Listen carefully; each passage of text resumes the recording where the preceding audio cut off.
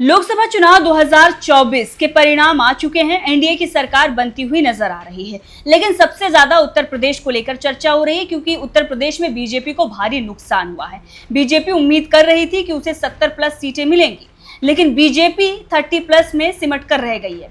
अब इसकी जिम्मेदारी तमाम लोगों पर दी जा रही है, लेकिन उससे भी ज्यादा चर्चा अयोध्या की हो रही है। जी हाँ, अयोध्या की चर्चा न सिर्फ देश में बल्कि विदेश में भी हो रही है कि जहां पर बीजेपी प्रभु श्री राम का भव्य मंदिर बनवा रही है। हालांकि क्रेडिट जो है बीजेपी को ही दिया जा रहा है राम मंदिर का, और दूसरी तरफ जो है वो इंटरनेशनल एयरपोर्ट बन रहा है, विकास के कार्य किए जा रहे हैं। वहां की जनता ने बीजेपी को चुनाव हरा दिया। हालांकि सोशल मीडिया पर यह भी थ्योरी चल रही है कि राम के वंशजों ने बीजेपी को हरा दिया।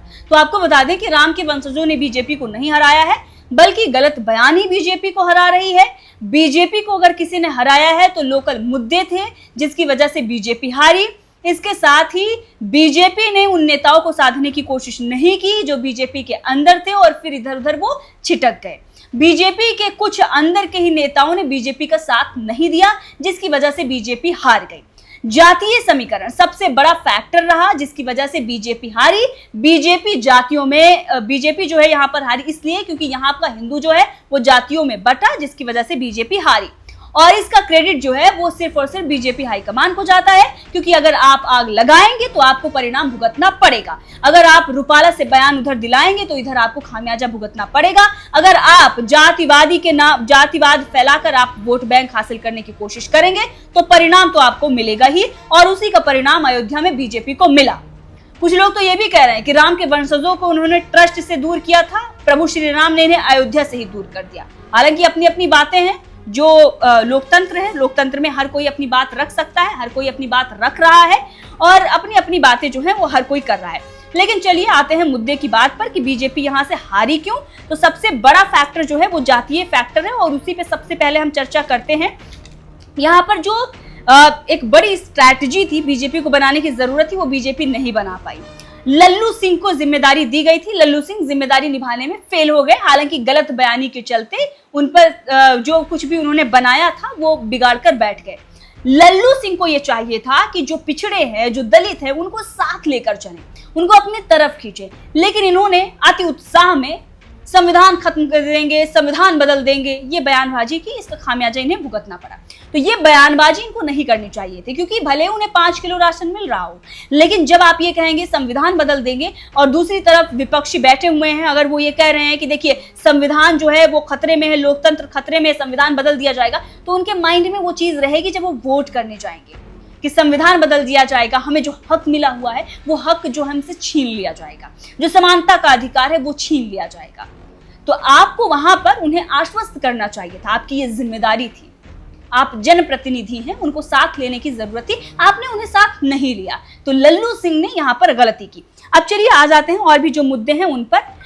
तो यहाँ पर जो ओबीसी था 22% और दलित जो है 21%, और इसमें से दिया, मैं ये नहीं कह रही हूँ कि ये जितने भी ओबीसी हैं या जितने दलित हैं वो भाजपा के समर्थन में नहीं आए, लल्लू सिंह के समर्थन में नहीं आए। तभी जो है इनका मार्जिन जो है वो सिर्फ 56,000 का, सांसदीय के चुनाव में 56,000 कोई बड़ी बात नहीं, 56,000 से जो है ये जीते। क्योंकि अगर इन्होंने ये बयान नहीं दिया होता तो हो सकता था कि और भी दलित ओबीसी इनके साथ होते। अब अगर आप इस तरीके की बयानबाजी करेंगे और बीजेपी जो है वो पूरे देश में नफरत फैलाएगी और जातियों में लोगों को बांटने की कोशिश करेगी। रूपाला ने और क्या किया था, यही किया था कि हम यहाँ पर पटेल वर्सेस जो है वो राजपूत कर देंगे, वोट ले लेंगे। उसका खामियाजा बीजेपी को भुगतना पड़ा। तो ये सब नहीं करना चाहिए था। अब ये ओबीसी और जो दलित थे वो हट गए, क्योंकि यहाँ पर सपा ने बहुत दिमाग लगाकर कैंडिडेट उतारा था। जी हाँ, यहाँ से सपा जो है मित्रदेव सिंह यादव को हर बार टिकट देती थी, वो यादव पर जाते थे। दलित वोट जो है उनके साथ नहीं आता था और वो जीत नहीं पाते थे, क्योंकि ओबीसी, अभी भी बहुत सारे ओबीसी हैं जो हिंदुत्व के नाम पर, राम मंदिर के नाम पर वोट कर रहे थे, जो हिंदुत्व के लिए बीजेपी को वोट कर रहे थे, अभी भी कर रहे हैं, उन्होंने किया भी होगा। तो इन्होंने, सपा ने क्या किया, मित्रदेव सिंह यादव का टिकट काटकर उन्होंने अवधेश प्रसाद को दे दिया, जो कि मिल्कीपुर से विधायक भी हैं। अब अवधेश प्रसाद को जब टिकट मिला तो वो पासी हैं, दलित वोट बैंक जो है उनके साथ जुड़ गया। पूरा नहीं मैं कह रही हूं, लेकिन हाँ बहुत सारा दलित वोट बैंक जो है वो उनके साथ आया। ओबीसी यादव है सबसे ज्यादा, 7 लाख से ज्यादा जो है ओबीसी हैं बताया जा रहा है। यादवों की संख्या काफी ज्यादा है यहाँ पर। यादव ही डिसाइड करते हैं कि कौन यहाँ से जीतेगा। तो उन्होंने अखिलेश का भरपूर समर्थन किया। अखिलेश का समर्थन इसलिए किया क्योंकि बीजेपी यादवों को अपने साथ नहीं ला पाई। गलती बीजेपी की थी, ठीक है। अब यहाँ पर मुस्लिम जो है वो 19% थे, तो पसमानदाओं को लगातार बीजेपी खुश कर रही थी, लेकिन उससे कुछ हुआ नहीं, वो खुश नहीं हुए। आप कितनी भी दरी बिछा लीजिए, वो आपके साथ नहीं आएंगे। तो बीजेपी को यहाँ पर मुस्लिमों का भी वोट नहीं मिला। अब चलिए आते हैं जिन पर ठिकरा फोड़ा जा रहा है कि देखिए इनकी वजह से जो है हार गए, राम के वंशजों ने हरा दिया। जी हाँ, ठाकुर जो है 6% है, 6% से ज्यादा की आबादी ठाकुरों की है। उन्होंने भरपूर बीजेपी का समर्थन दिया, बीजेपी को ही वोट दिया, क्योंकि कितना भी वो नाराज होने, कुछ भी कर लें, लेकिन प्रभु श्री राम उनके जो पूर्वज हैं उनके खिलाफ वो जाकर वोट नहीं करेंगे। हमने जब उन लोगों से बातचीत की तो उन्होंने यही बताया कि हमने बीजेपी को ही वोट किया था, बीजेपी अपनी वजह से हारी है, बीजेपी ने नफरत की राजनीति की वजह से अपनी सीट यहाँ से गंवा दी है। अब जो ब्राह्मण है 18%। अब क्या हुआ, ब्राह्मण नेता जो हैं, जब उन्हें हिंदुत्व का साथ देना चाहिए था, जब सच्चिदानंद पांडे को हिंदुत्व का समर्थन करना चाहिए था, राम मंदिर बन रहा है, वह राम मंदिर बना है, उसको देखते हुए बीजेपी के साथ रहना चाहिए था, उन्हें विकास कार्य देखने चाहिए थे कि उनके क्षेत्र में जब बड़े बड़े विकास कार्य हो रहे हैं, एयरपोर्ट बन रहा है, जब बीजेपी उनके लिए इतना कुछ कर रही है, तो उन्हें तो बीजेपी का समर्थन करना चाहिए था। लेकिन नहीं, उन्होंने हिंदुत्व का साथ नहीं दिया।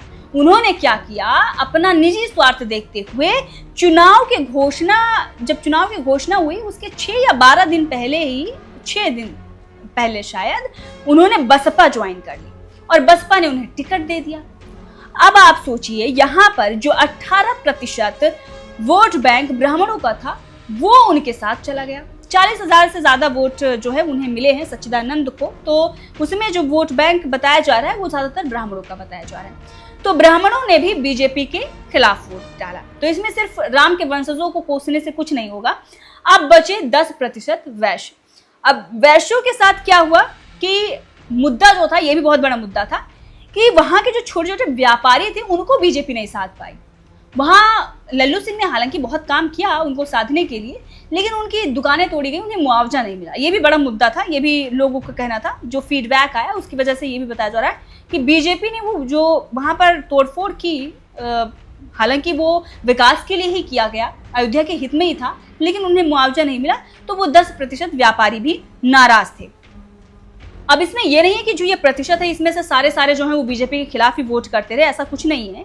लेकिन हाँ, हारने का कारण जो है वो सबसे बड़ा यही जातीय मुद्दा था, जातीय फैक्टर था, क्योंकि यहाँ पर जो इंडिया गठबंधन है, सपा ने यहाँ से जो अवधेश प्रसाद को उतारा, जो कि पासी हैं, और उन्हें जो दलितों का और ओबीसी का समर्थन मिला, वो बहुत बड़ा खेल कर गया।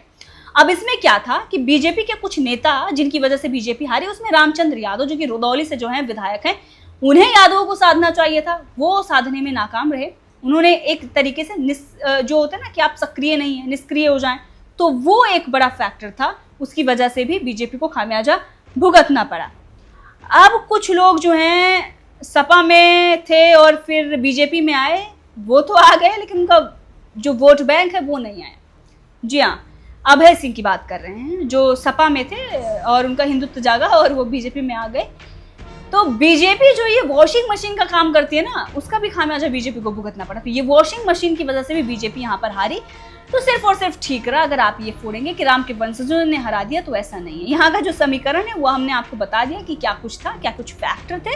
हालांकि आपको बता दें कि यहाँ पर और भी कई चीजें थी जिसकी वजह से बीजेपी हारी। जो अंदरूनी मामला था वो भी था। अब बृजभूषण को आप टिकट देते हैं और ये सोचते हैं कि वो पूरा पूर्वांचल साध लेगा, तो वो ऐसा नहीं होगा। आप उसकी वजह से हरियाणा डुबो बैठे और यहाँ पर इधर भी खेल हो गया। बृजभूषण की हालत ये हो गई थी कि वो अपनी सीट बचा लें, वही बहुत बड़ी बात है। और वो भी वोट जो मिला है वो राम के नाम पर ही मिला है। लोग ये कह रहे थे मन तो नहीं है इसे देने का, लेकिन क्या करें, प्रभु श्री राम का भव्य मंदिर बन गया है जिसकी वजह से हम देने जा रहे हैं। तो करण भूषण भी इसी में जीते हैं, और बाकी अंदर खाने क्या क्या हुआ है वो तो उनका दिल ही जान रहा है, उनकी हालत ही जान रही है। तो बीजेपी को इन चीजों पर ध्यान देने की जरूरत है। गलत बयानी जो है वो बहुत कुछ बिगाड़ सकती है। तो रूपाला जैसे लोगों को अगर टिकट काट देते तो काफी कुछ बदल सकता। ये जो आप बोल रहे हैं ना कि यूपी वाले ने दगा दे दिया, दगा नहीं दिया, स्वाभिमान की लड़ाई लड़ी है।